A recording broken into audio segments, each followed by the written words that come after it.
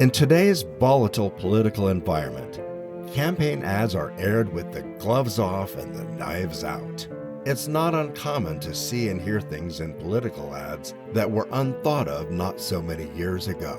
In 1880, James Garfield became the first major candidate to give speeches from his own home in what was called a front porch campaign.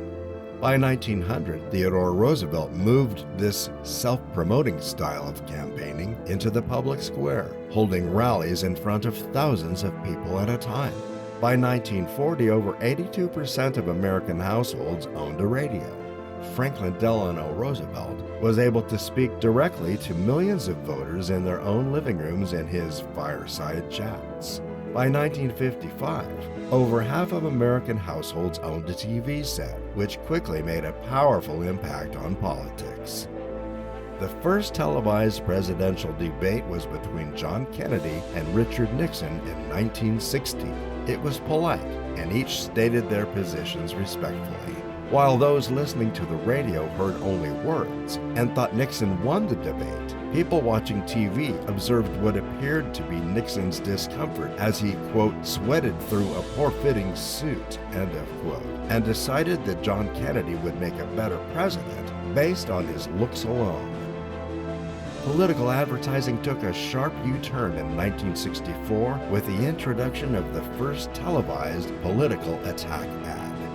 Perhaps the most famous political ad of all, and certainly one of the most controversial, was the commercial produced by a partnership between the Doyle Dane Bernhoff Agency and Tony Schwartz, a sound archivist and designer known as the Wizard of Sound. The ad was made for President Lyndon B. Johnson's 1964 campaign against Barry Goldwater. Its official title is Peace, Little Girl, but it's popularly known as the Daisy ad. Norman Solomon of truthdig.com recently wrote, "One evening in early September 1964, a frightening commercial jolted 50 million Americans who were partway through watching Monday Night at the Movies on NBC. 1, 2, 3, 4, 5, 7, 6,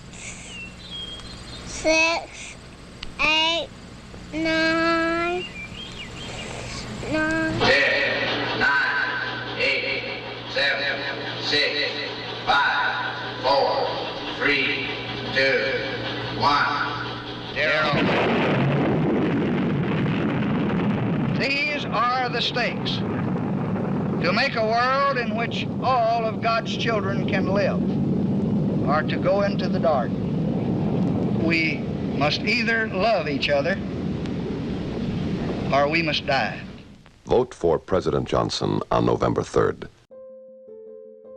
The Daisy advertisement was designed to broadcast Lyndon Johnson's anti-war and anti-nuclear positions. It aired just one time, but its impact was immediate and long-lasting.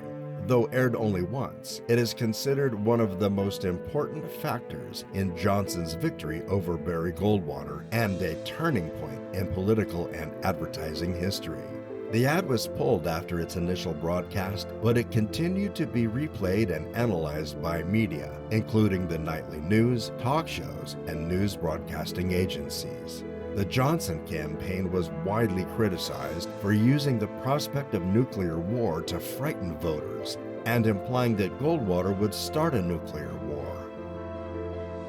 Nearly 3 weeks after the broadcast of the Daisy ad, Goldwater said that, quote, "The homes of America are horrified and the intelligence of Americans is insulted by weird television advertising, by which this administration threatens the end of the world unless all-wise Lyndon is given the nation for his very own," end of quote. In his subsequent speeches, Goldwater defended his views and insisted that he wanted peace through preparedness.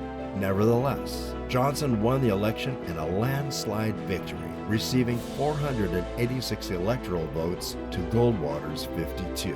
Johnson received 61% of the popular vote, winning 44 states and defeating Goldwater by almost 15 million votes. The Daisy ad is considered one of the most important factors in his landslide victory. Americans had never seen anything like it. As a side note, Johnson was portrayed as the peacemaker in that campaign, making Goldwater out to be a warmonger. In fact, it was Johnson who committed the USA to a long, bloody war in Vietnam, lasting until 1973, where over 58,000 American soldiers died, 303,000 were wounded, and over 200,000 Vietnamese soldiers and over 2 million civilians died.